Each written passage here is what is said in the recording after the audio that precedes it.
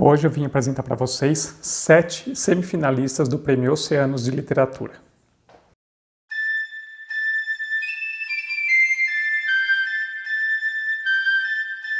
Oi pessoal, tudo bem? Sou Humberto, esse aqui é o canal Literário Primeira Prateleira. Bom, eu fui convidado pelo Prêmio Oceanos para apresentar para vocês 7 dos livros finalistas do Prêmio Oceanos. Então, o Prêmio Oceanos ele é patrocinado pelo Itaú e pelo Ministério da Cultura de Portugal e que premia 3 obras escritas em língua portuguesa de autores de diversos países, né? Esse ano foram mais de 1.800 livros inscritos. O Prêmio Oceanos ele não diferencia em categorias, então concorrem juntos livros de poesias, de crônicas, de contos e romances, né? E eles escolhem 3 livros aí para ganhar o prêmio. Então logo mais sai a lista dos finalistas, né? E aí entre os 54 semifinalistas, eles me enviaram 7 livros para eu ler e apresentar para vocês. Trabalho muito gostoso de fazer, muito legal. Eu já fiz um vídeo anteriormente falando sobre o Prêmio Oceanos há uns anos atrás, deixo o card aqui até para vocês.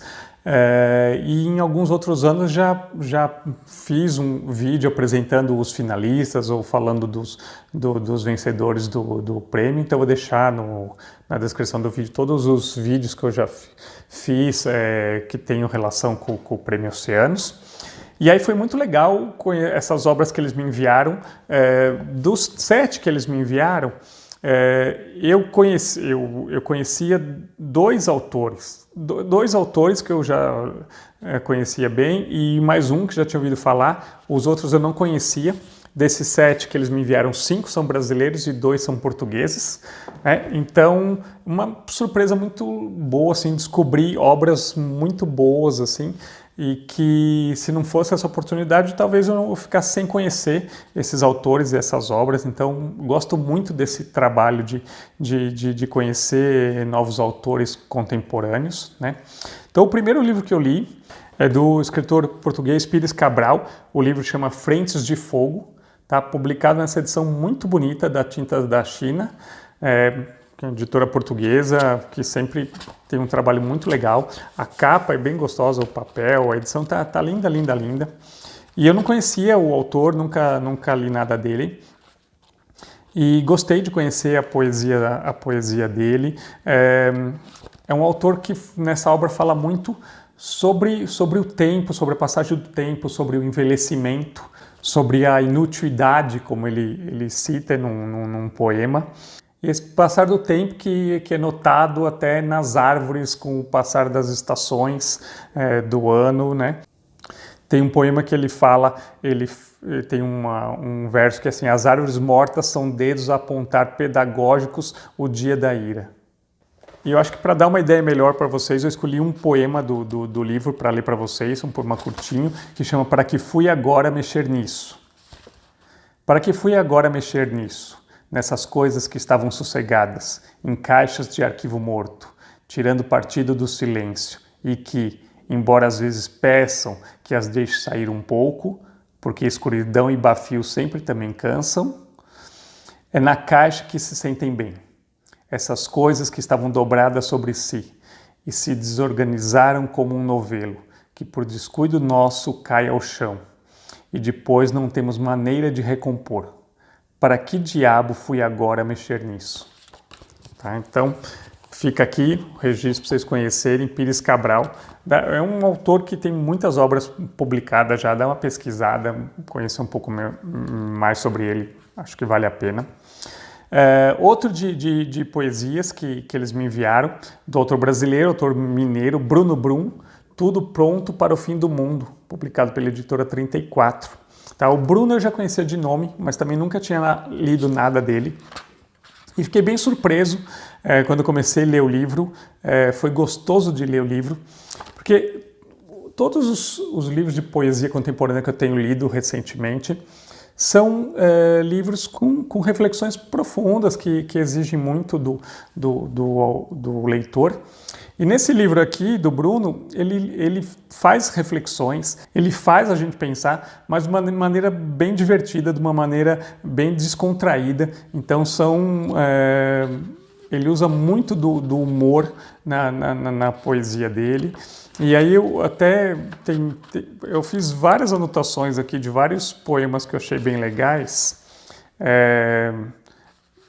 Eu gosto, assim, eu vou falar um pouco, primeiro mostrar, ele começa o livro com uma FAQ, né, perguntas frequentes. Aí, sobre o que é este livro? Resposta: sobre um garçom varrendo confetes em uma calçada molhada às 5 da manhã. Ele se apaixona pela bailarina bêbada na mesa 8 e os dois fogem para o México em um carro alegórico. Ele não fala nada disso no livro depois, tá? 2. O que o leitor pode esperar dos poemas? O cliente, vulgo leitor, encontrará muita ação e efeitos especiais. 3. Por que tudo pronto para o fim do mundo? Este título saiu por engano. O verdadeiro título do livro é Uma plantação de soja na cabeça. Nada que tenha a ver com o resto do livro, tá? 4. O que é poesia? Uma palavra que inventei no último dia da minha infância e depois esqueci. 5. Por que você escreve? O mais adequado talvez fosse perguntar por que continua escrevendo. 6. Por que você continua escrevendo? Resposta: boa pergunta. 7. Que dica você daria para quem está começando? Resposta: termine logo. Qual a função da poesia na atualidade? Tráfico de influência e lavagem de dinheiro. Quais são as suas influências? Por favor, aguarde um momento. Por que mais um volume de poesia no mercado?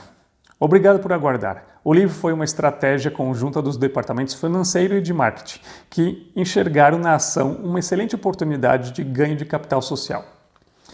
11. Tem que pagar para a editora publicar o meu livro? Resposta: inbox. 12. Uma página escrita no computador com fonte Times New Roman, corpo 12, equivale a quantas páginas de um livro? Na maioria das vezes, nenhuma. 13. Quais são os seus próximos planos? Dar baixa nos planos anteriores. 14. O que é a vida? Não sou capaz de opinar. 15. O que é a vida? Cabra morta não diz mé. Achei muito engraçado, principalmente quantas páginas de um livro dá uma página em Times New Roman, tamanho 12. E aí eu vou só terminar falando do livro dele com esse poeminha aqui que eu achei bem legal, que chama Oficina de Poesia. Trabalhe em 2 livros simultaneamente. Dedique a maior parte do seu tempo ao livro 1. É nele que você colocará os melhores poemas. No livro 2, escreva o que vier à cabeça, sem muitas preocupações temáticas ou estilísticas. Ele vai funcionar como um caderno de exercícios e provavelmente nunca será lido. Enquanto isso, continue trabalhando com afinco nos poemas do livro 1. Ao final do processo, jogue fora os poemas do livro 1 e publique o livro 2. Tá? Então, para vocês ficarem com um gostinho aí da poesia do Bruno Brum. Terceiro livro que eu queria apresentar para vocês, Baal, um romance da imigração, da Betty Milan, tá publicado pela Record. E, assim, a Betty Milan eu não conhecia, ela tem muitas obras já publicadas, é autora de romances, ensaios, crônicas, peças. E eu gostei muito dessa obra aqui. O livro é narrado pelo Omar, que ele vai contar pra gente sua trajetória de imigrante que foge das garras do Império Otomano e que vem para a América, né?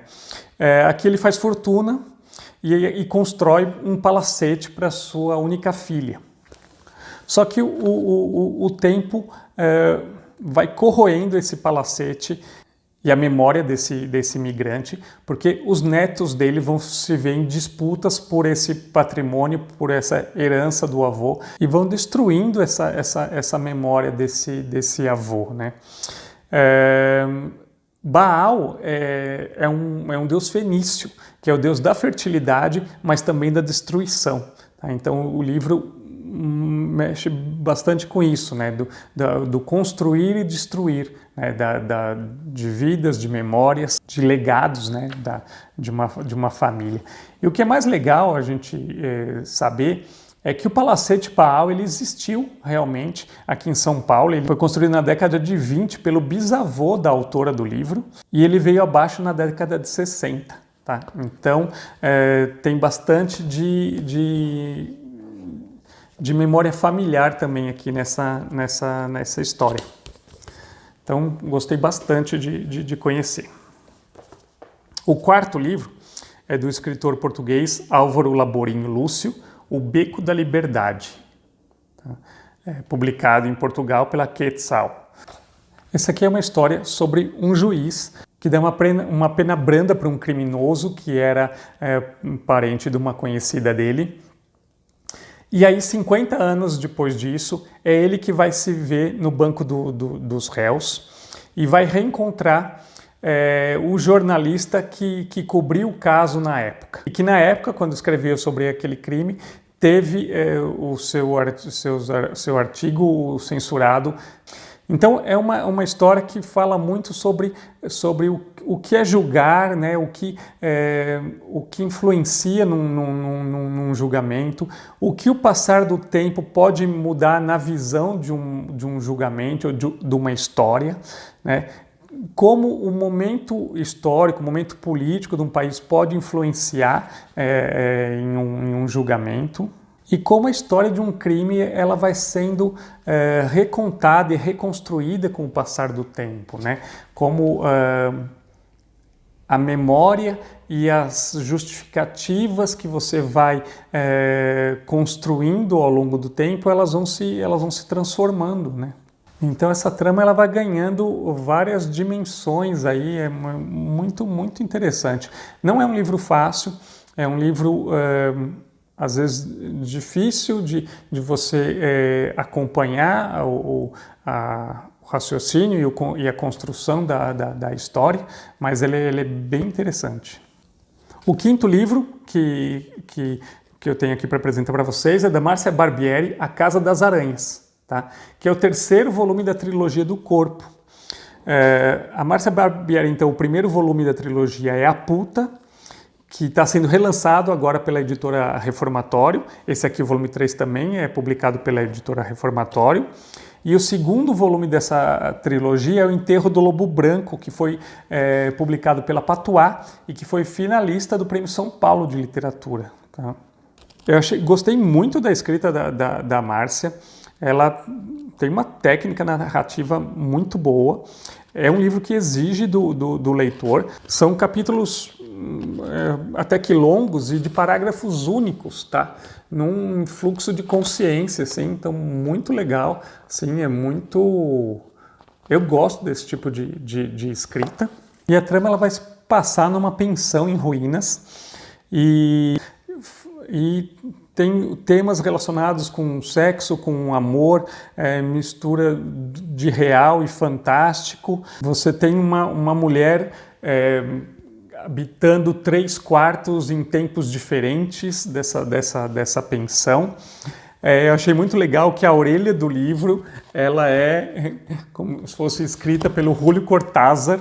Então a gente tem um autor morto escrevendo a orelha do livro. E o livro apresenta também algumas ilustrações bem bonitas, bem bacanas, que foram feitas pelo Ivan Sita, tá? Então, trabalho muito bonito da Márcia e da editora Reformatório. Fazia tempo que eu queria conhecer a escrita da Márcia, desde que eu conheci ela quando ela foi finalista do Prêmio São Paulo, eu estava de olho na obra dela. O penúltimo e sexto e penúltimo livro que eu tenho para apresentar para vocês é da escritora brasileira Margarida Patriota, Cárcere Privado, publicado pela Sete Letras. A Sete Letras vem publicando obras muito boas mesmo. Ela tem outros livros que estão semifinalistas do Prêmio Oceanos, como eu lembro o da Carol Rodrigues. E nesse livro, então, a história assim é uma mulher que é um personagem que não é nada plano, um personagem bem complexo, que é a narradora dessa história. ela é demitida de um cargo em Brasília, da presidência da República, passa a viver de trabalhos freela e vive de uma pensão do seu pai, que era militar. Então ela ganha essa pensão por ser solteira, apesar de viver com o marido dela, que também é um funcionário público de Brasília. E essa mulher, então, ela aprisiona uma outra mulher num quarto do seu apartamento de 4 dormitórios na Asa Sul. O livro começa de uma forma bem legal. Aqui, ó. Laceia com fita adesiva de empacotamento, até gastar o rolo todo. A manobra desagradável resultou expedita, pelo menos. Gastei sobre o laçado outro rolo inteiro. À guisa de reforço, um terceiro. Dália não opôs resistência. Entregou-se de mão beijada quase. Gastei para embrulhá-la tempo inferior ao previsto. Tão pouco cuidei de caprichar no embrulho. Quis apenas neutralizá-la, não despachá-la pelo correio a nenhum endereço com CEP e tudo. Então é assim que ela começa, contando como ela amarrou essa mulher no quarto do apartamento dela.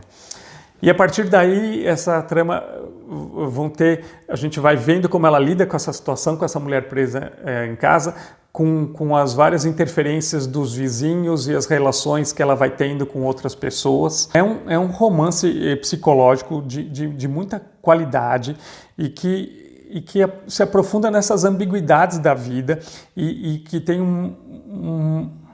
uma profunda crítica social. Tá? Essa mesma mulher que tem a pensão aí do pai militar e que prende essa mulher dentro da casa dela, ao mesmo tempo ela faz trabalhos voluntários ajudando doentes terminais. Então são personagens complexos e a gente vai ver também como são complexas essas relações entre as pessoas, entre as classes sociais. É um livro muito bacana também, gostei bastante.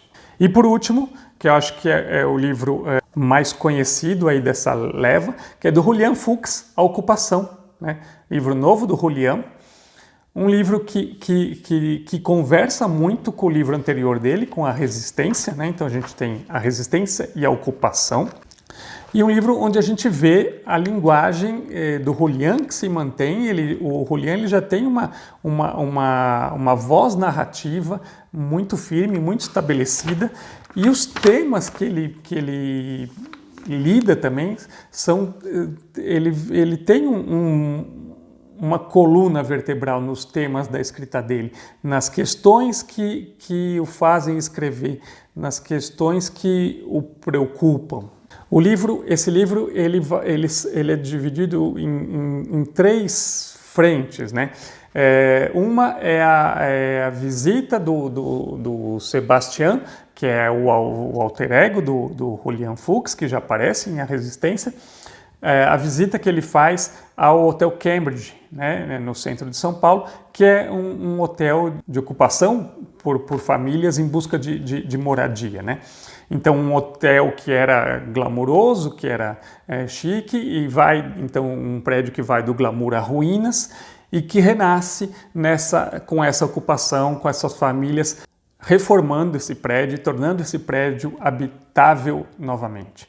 E nesse prédio então vivem famílias e são essas histórias dessas famílias que o Julian conta um pouco, que são refugiados políticos, refugiados sociais, né?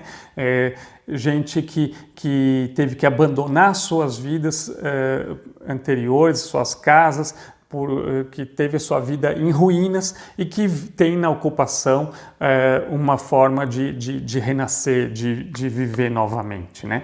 Uma segunda linha da história, o Sebastian fala sobre o pai dele doente, que está lutando com uma doença, que está doente e lutando pela vida, né? Um pai que vem de uma história de perseguição política. Então é uma história também de resistência, de luta, e a gente vê esse pai então também resistindo, tentando se manter vivo, né? E a terceiro foco aí da narração é a transformação do próprio escritor, as preocupações, os anseios desse próprio escritor, que se vê mexido com a paternidade, né, com a gravidez da sua esposa. Então, de uma criança que ocupa o corpo de sua mulher e que vai vir ao mundo, né, também. E um autor, um escritor que está ali, que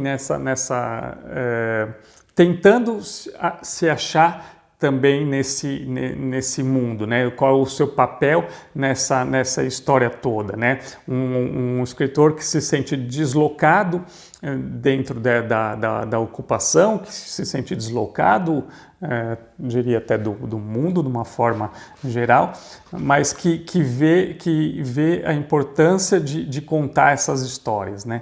Que se vê